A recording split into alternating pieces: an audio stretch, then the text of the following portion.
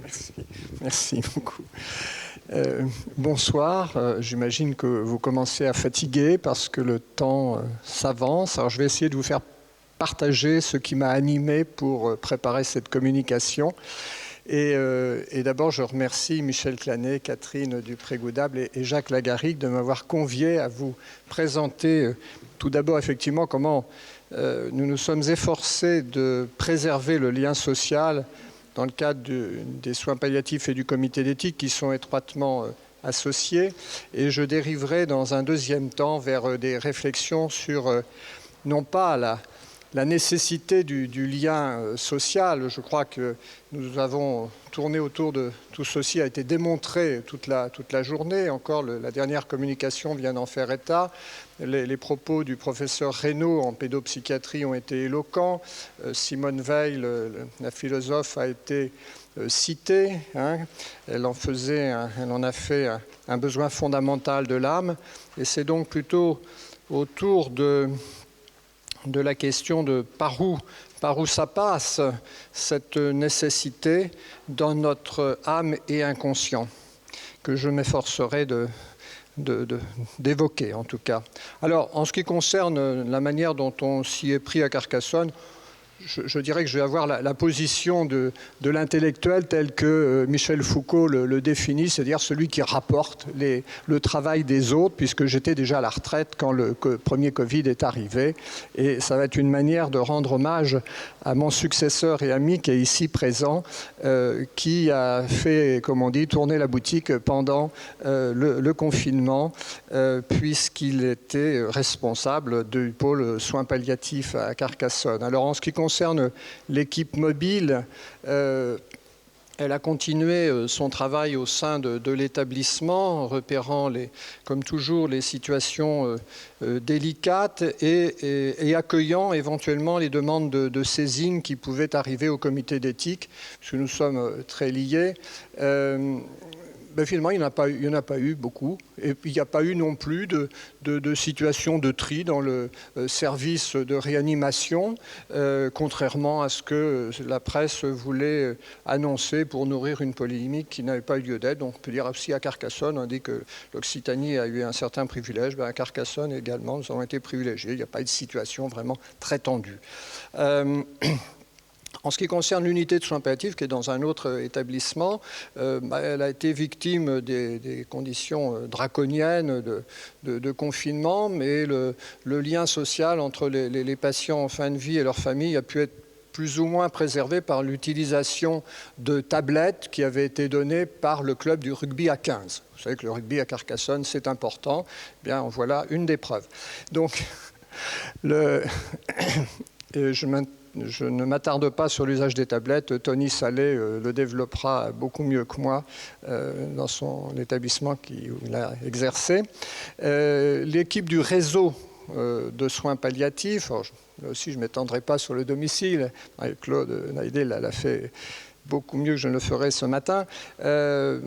L'équipe a poursuivi son activité soit à domicile lorsque les masques ont été à nouveau disponibles, et puis beaucoup par visioconférence grâce à un système sécurisé par canal VPN que notre informaticien s'était empressé de mettre à la disposition, soit pour le télétravail, soit pour communiquer avec les professionnels ou avec les patients et les familles. Alors, au-delà de ces aspects, et j'oubliais aussi les apéros Zoom entre confrères, ça ne nuisait pas, et si l'image était virtuelle, le verre de vin était bien réel. Donc, au-delà de ces aspects sympathiques ou des nécessités professionnelles qui transparaissent de ces expériences, bien, l'impératif des liens sociaux, je le redis, est apparu. Et vous le savez, c'est lorsque l'objet, par exemple l'objet d'amour, vient à disparaître ou risque de disparaître que l'on en mesure l'importance. Alors on peut dire qu'avec le confinement, en ce qui concerne le lien social, nous avons atteint la cote d'alerte. Un changement des comportements s'est imposé au nom de la prévention contre la transmission virale dévoilant, ça a été évoqué, la tension entre liberté et sécurité et interrogeant le rapport liberté-responsabilité. Alors les tenants d'un libéralisme effréné se sont heurtés aux manifestations du biopouvoir, si bien décrit par Michel Foucault. Notre liberté individuelle a été entamée, soumise à conditions sociales, et ce n'est pas nouveau que notre liberté individuelle est entamée par le social, puisque nous respectons plus ou moins des règles de politesse, nous respectons le code de la route. Tout ceci est un frein à nos libertés et nous le respectons depuis longtemps. Donc ce qui est nouveau, c'est qu'en revanche, c'est que la santé est devenue la raison, le primat de nos nouveaux comportements et que ces comportements ont été imposés par les gouvernements et non pas par la transmission culturelle ou le poids de la tradition. Ça a été ça la nouveauté. Toutefois, les mises à distance qui ont été imposées, qui ont induit une prise de conscience de l'essentiel, et ce qui a été perçu comme essentiel, c'est effectivement l'être ensemble. Alors d'un point de vue éthique, je dirais, point de vue des principes de bienfaisance et de non-maltraitance, il s'agirait, me semble-t-il, d'entendre le besoin vital de liens sociaux et de suggérer dans nos établissements des dispositifs qui répondent à ce besoin.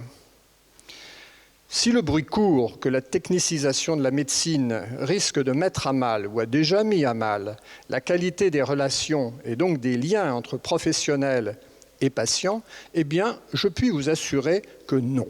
Et j'en suis convaincu depuis mon expérience, mon passage récent dans un grand établissement de santé où j'ai été admis dans le service ambulatoire. Et j'ai été ému, je vous le dis, tant par la compétence que par la qualité de l'accueil, l'attention portée aux patients que j'étais, par la gentillesse des professionnels, autant que par leurs compétences. Et pourtant, j'étais dans un de ces temples de la haute technicité médicale, le high-tech, comme on dit.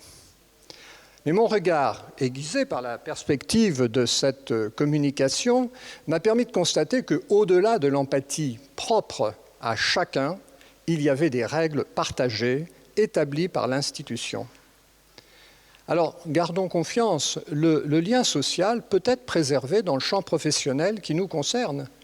Et au-delà de la compétence technique, il s'agit de préserver la relation soignant-soigné, l'accueil du malade, le colloque singulier ou partagé dans la collégialité. Nous en avons les moyens et à iso-budget, car ça c'est important, le mot iso-budget, puisqu'il s'agit en fait d'adopter des comportements. Il n'en coûtera que la formation à l'établissement.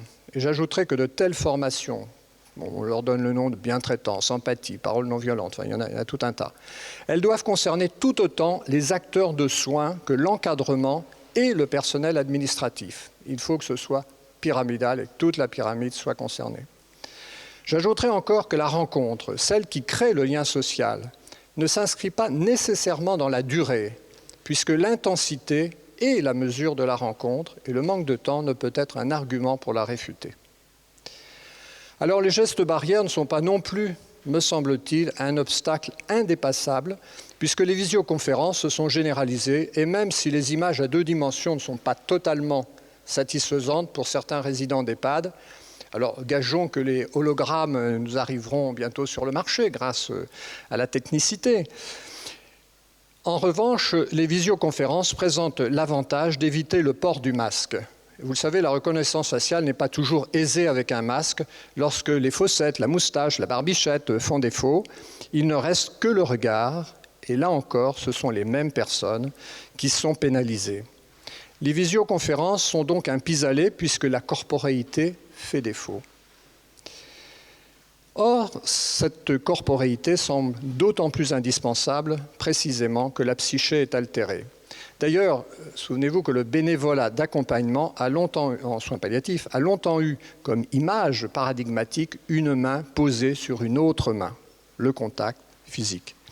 Toutefois, si l'on exclut ces situations particulières d'altération de la psyché et du corps, ne prêtons pas à la corporéité plus de place qu'elle n'en mérite, puisque pour Lévinas, que je cite, voilà ce qu'il écrit, « La meilleure manière de rencontrer autrui, c'est de ne même pas remarquer la couleur de ses yeux. Quand on observe la couleur des yeux, on n'est pas en relation sociale avec lui. Ce qui est spécifiquement visage, c'est ce qui ne s'y réduit pas. Voilà pour la citation. Car c'est bien, en effet, par la parole qui appelle le sens et lui-même soutient le désir que se tisse le lien social. Et s'il s'agit bien d'un tissage, le lien social invite en retour à la parole qui appelle le sens et soutient le désir, CQFD. Pour mieux appréhender la nature du désir, un texte de Lydie Salver m'a semblé éclairant. Elle écrit sa rencontre avec la statue de Giacometti intitulée « L'homme qui marche ». Et voilà ce qu'elle écrit. « Doté d'un corps noueux, malingre et comme rongé par l'acide du monde, et cependant marchant, marchant, marchant, marchant, continuant de marcher, car cesser de marcher voulait dire mourir. » Voilà pour la citation. Autrement dit, la marche comme métaphore du désir, de la tension désirante qui nous maintient en vie. Alors, si le bruit a couru que le désir se nourrit du manque, ce n'est pas prouvé. Il me semble plutôt que le désir se nourrit de lui-même, certes relancé par le manque. Et c'est bien de manque dont il est question lorsque la douleur, la souffrance nous confrontent à l'éprouvé de solitude. Éprouvé de solitude, appréhendé ici du point de vue ontologique comme qualité de l'être. Or, comme le montre merveilleusement Catherine Millot, dans un écrit autobiographique, je crois que ça s'appelle « Un si profond ruisseau », elle raconte son expérience en réanimation pour Covid grave, et c'est au plus profond de cette éprouvée de solitude qu'elle ressent l'existence de l'autre dans l'équivalence de son statut, c'est-à-dire son statut de malade grave. Il y a dans ce texte l'expression d'une avidité pour le monde, pour l'autre, porteur de sens. Cette avidité n'est autre que la manifestation du désir qui appelle l'autre, qui appelle le sens, qui nous appelle du fond de nous-mêmes, qui nous tient en haleine, en vie. Or, ce dont nous souffrons tout particulièrement, et cela a déjà été évoqué, c'est précisément de la perte de sens qui mine et sape nos pratiques professionnelles. Perte de sens qui effiloche nos liens sociaux, déjà bien entamés par la rationalisation du monde, comme l'a montré au début du XXe siècle Max Weber, à laquelle s'ajoute la dépoétisation de nos échanges. Alors il faudrait développer tout ça, mais là, le temps va manquer. Eh oui. Alors, dans notre champ de compétences, pour retrouver le sens sur lequel s'appuient nos liens sociaux, il nous faut recentrer notre pratique sur notre cœur de métier. La compétence technique, bien entendu, mais aussi la relation soignant-saigné, l'accueil du malade, le colloque singulier ou partagé dans la collégialité. Moi, je dis, faisons feu de tout bois. Utilisons la technique si elle soutient l'usage de la parole. Et si la vie est une forme de résistance à l'entropie, c'est-à-dire au chaos et au désordre, alors soutenons par notre détermination éthique ce qui concourt au maintien des liens sociaux, que ce soit à l'échelon individuel par l'empathie, dont les effets apaisants sur le ressenti de la douleur ont été démontrés en 2020, que ce soit au niveau technologique par tout ce qui concourt à rompre l'isolement, et Dominique Pont, lors des perspectives sur le numérique, elle nous a ouvert quand même des perspectives intéressantes. Enfin, que ce soit au niveau de nos institutions, par la pédagogie, ou comme le fait Guillaume Durand, ce philosophe infiltré à l'hôpital. Alors, les moyens ne manquent pas pour préserver le lien social, lien vital s'il en est. Je vous remercie.